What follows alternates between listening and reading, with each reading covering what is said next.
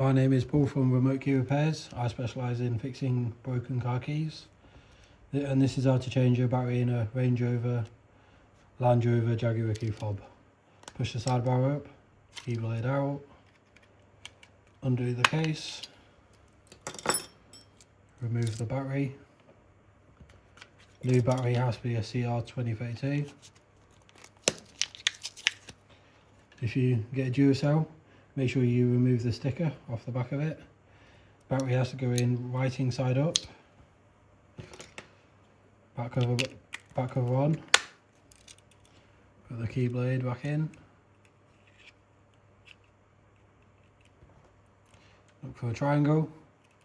Triangle. Put it on and then just push it back down and it's done. Just test it. And there you go. It's all working now. If you ever have any problems with your car keys, send me a message on my website, Remote Key Repairs. Thank you.